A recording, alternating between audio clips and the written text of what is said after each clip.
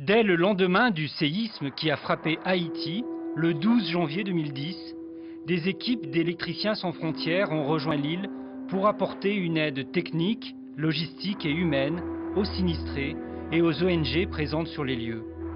Des bénévoles d'Électriciens sans frontières se sont relayés dans les mois qui ont suivi à Port-au-Prince, à Léogâne et ailleurs.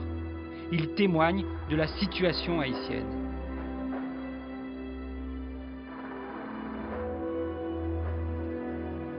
Haïti est un pays quand même, on pourrait dire globalement extrêmement attachant, extrêmement contrasté, qui a beaucoup de problèmes. Il y avait beaucoup de problèmes avant le séisme est venu se surajouter à l'ensemble des problèmes. C'est toujours la misère, ça reste toujours un pays des plus pauvres du monde.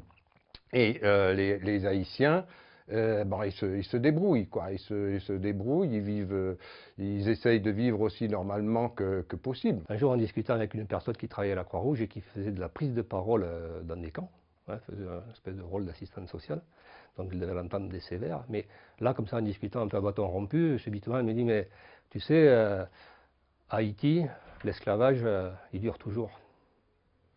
Je l'ai fait répéter parce qu'honnêtement, j'avais cru mal comprendre, quoi.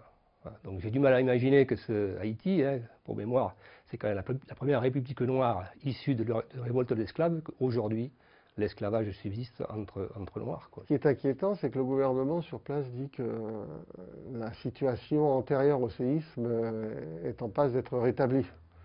J'ai cru comprendre aussi que quand le séisme a eu lieu, il y a eu, pendant une certaine période, beaucoup moins d'agressions.